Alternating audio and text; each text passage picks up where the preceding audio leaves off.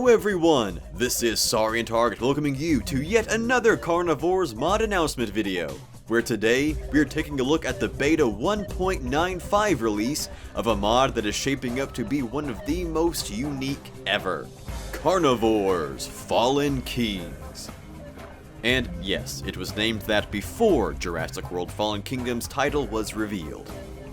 Now, I believe this is the third beta release Fallen Kings has received, and as such, it does feature quite a bit more content already than some of the other new mod releases we've covered here on the channel, simply because it's just farther along in development.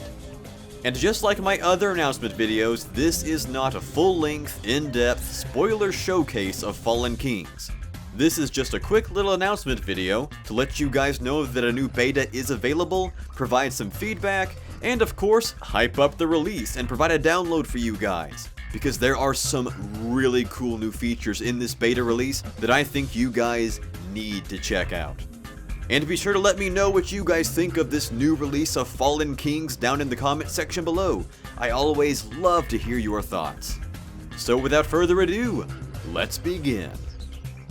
So Fallen Kings is a mod that I'm pretty attached to myself. A couple of years ago, the project leader, Keegan, who has worked on several classic mods such as Carnivores Abandoned Islands, Wastelands, and the Middle Islands, as well as the entire original Jurassic Park 100 trilogy, and is just an all-around swell guy, asked if I wanted to help brainstorm a mod concept. So we tossed around a few ideas, got a title and a basic concept, which in essence boiled down to highlighting the B-list dinosaurs. The runner-ups, the dinosaurs that people kinda know about, but don't usually think of when they might think of that particular dinosaurs group. Now, that was a while back, and since then the mod has taken on a whole new life of its own. I think it's now moved on to primarily cover dinosaurs from Europe, and introduce us to the Pristine Kingdom, a new sector of the dinosaur planet. Plus, it's got new story integrations and has been woven into different aspects of the lore, and it just really blossomed. And since this is the third beta release, let's take a quick look at what's changed since the last version. So, right out of the gate, both the main and the hunt menus have received a new look, and holy crap, they look incomparably better compared to their previous versions. I was never really the biggest fan of the bleeding, faded, rusty look with the odd colors in the last beta, but this looks so good. So clean and crisp and classic Carnivores.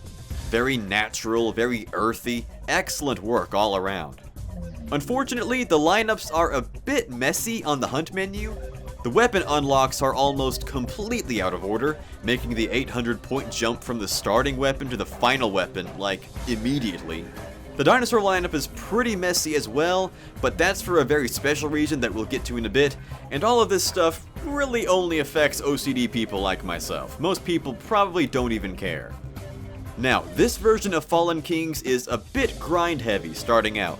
You'll begin the tour with only 5 points, just enough for the starting map and a Camptosaurus license, and from there you've got to grind about 110 more points out of Camptosaurs to use the next entry in each lineup. And then everything jumps right into triple digits. So again, it can be a bit grind heavy early on, but Camptosaurs go down in approximately 3 shots from the starting pistol, their senses are terrible, and the pistol has a silencer on it. So just turn tranquilizers on for that 25% score boost, and you should be good to go. The Fallen Kings Beta 1.95 features 5 maps, 1 brand new map, and 4 returning from the previous beta, and for the most part, I just don't think they're quite up to the standard we've come to expect from maps and Carnivores mods these days. Now, I love the concepts and the styles on display in these maps, but I feel like they primarily suffer from 2 major problems: too many plants and too much fog. The first couple of maps are meant to represent thick, tropical jungles and heavily forested swamps, respectively. But there's just so much foliage plopped into the map that the old Carnivores 2 engine just can't load it all. So you have these weird stretches where the game is loading plants in and out to keep up with where you're going. But the plants aren't actually gone, they just become invisible, So they can still get in the way, you can run into them if you're trying to escape, or they can take a bullet for your target dinosaur because you can't see them and they're everywhere. And that kinda kills both the immersion and gameplay of these maps. Maps like Morrison's Maze with the redwood forests, and the Gulf of Quetra with the thick woods in the southeast, or heck, even the final map in this mod, Tarsinian Basin, do a great job of making forested areas feel lush and alive without bombarding the game's engine with more plants than it can handle. I mean, I love the look of these maps. Pristine Paradise looks so fun to hunt in. And they both look great through the binoculars, when the engine can narrow down and just focus on a few plants at a time. But maybe taking a more minimalist style with the flora would help relieve the engine and allow us to enjoy the maps to their fullest potential. The other primary problem I feel the maps have is too much fog. Now, fog is great. It can create incredible tension and atmosphere, but only if used appropriately. Like the plants, I feel that if the fog is all just dumped in one place, it becomes more nuisance than ambience. Sometimes it's so high and thick that you can't actually see through it. Sometimes it's colored and turns the hunting zone into a mustard soup. And sometimes it doesn't even load and just paints everything yellow. Again, I think taking the less is more approach to the fog would help here. Take the jungles of Gravitsappa's extended areas, for example. In Carnivores Reloaded, it was drowning in fog. Visibility was crap, the aesthetic was dull instead of tense, and it just killed the look and flow of the map. Now, in Carnivores Plus, the fog has been toned way down. Not just to put it more in line with the fog levels in the Carnivores 1 Gravitsappa map, but also to help the look of the map and create some fantastic ambience. I don't want to sound too harsh on these maps. I love the concepts behind them. I just want to see them be as great as they can be and utilized to their fullest potential. The final map in the new beta is fantastic, however.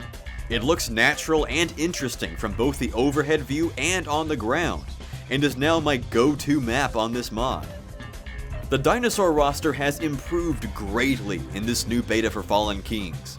The Streptospondylus has been retextured, the Torvosaurus has been completely remodeled, and the Ballor has been replaced with an excellent brand new dinosaur, Tanicolagrius, which is honestly my favorite dinosaur in this mod. Now, this is all great, but the big selling point of this beta is that it introduces, for the first functional time that I can think of in a Carnivores mod, dinosaur variants. That's right, guys, something that I've wanted to see implemented in Carnivores since, like, forever, is finally here. These variants can spawn in at complete random, they're much rarer than the normal dinosaurs, and they add so much to the world building. Now, this technique of adding in dinosaur variants is called the Alphas method, and was, I guess, unlocked by Ornithomimid 1 a while back. But it's not the most polished feature in the world. As you can see, to get it to work properly, it kinda screws up the hunt menu's dinosaur layout.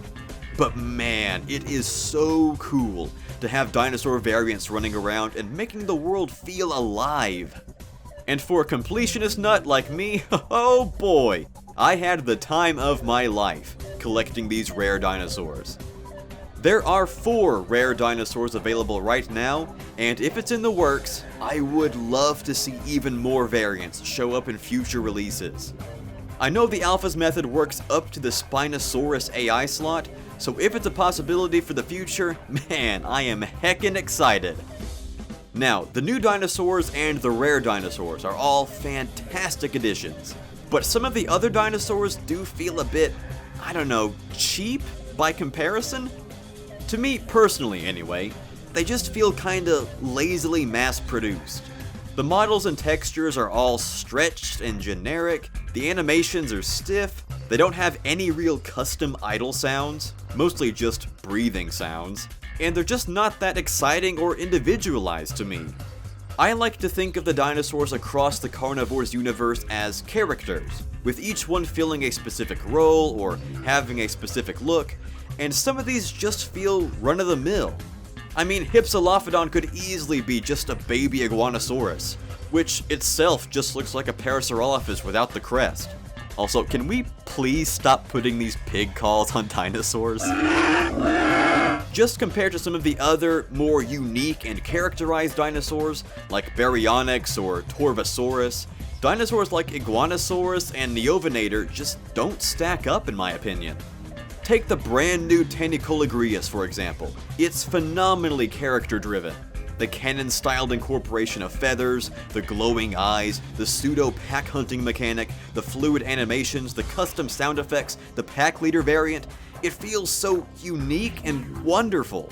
I mean, even Torvosaurus went from a pretty bland and generic model and texture in the last beta to something individualized and character-driven that really pops in this one, and I'd love to see that trend continue in future updates. Also, I do want to give out a little heads up to modders out there. I know most people don't play in D3D mode anymore and play in 3DFX or OpenGL, but for me to record Carnivores footage, I have to use D3D mode. And several mods do have dinosaur or weapon skins with prominent transparency issues. Now, Keegan was kind enough to send me a quick patch that fixed the transparency issues on the dinosaurs here so I could record footage for this video, but again, just a heads up. If you don't want your dinosaurs or weapons to be full of holes during coverage, do please make sure the D3D transparency issues are fixed. I will happily beta test mods pre-release if anyone can't run D3D mode themselves, but I do want modders out there to just be aware of that for mod showcases and announcement videos in the future. The 1.95 beta release of Fallen Kings features 5 weapons, one less than the 6 weapon roster from the last beta, and honestly, I'd say the weapon lineup is by far the weakest aspect of the mod, in my opinion. I do hope these are all placeholder weapons because there's really just not much to work with right now. The only custom new weapon feels hollow and cheap. The others are just reskins of arguably the worst Carnivores 2 weapons. And then the last 2 are, well, just the double-barreled shotgun and the vanilla revolver. The latter of which I'm honestly pretty tired of at this point. I've said it before who knows how many times here on the channel, but I personally feel that out of the maps, dinosaurs, and weapons in Carnivores games and mods, the weapons tend to get the worst treatment, and the current weapon roster in Fallen Kings kinda proves that point. It's not even a terrible weapon roster, it's just a boring one. There's no weapon that says, oh, I want to use that one, you know? It's more like, well, I guess I'll use this because it's all I've got. When mods like Far North are pushing the envelope with unique, interesting, and fun weapons on top of a stellar animal and map lineup, the Fallen Kings gun roster just feels half-hearted by comparison. I don't know, I don't mean to be too critical here, I just want to see this mod become as great as I know it can be. With the European theme, the unique archaeology and style of the ancient ruins, and the varied topography, I feel like there's a lot of room for some cool weapon concepts here, and hopefully we will get to see that in future updates. Alright, so there you go guys, another exciting beta release for Carnivores Fallen Kings. Of course, with this just being a short announcement video, I didn't cover everything, because I want you guys to go play it and discover and experience the mod for yourselves.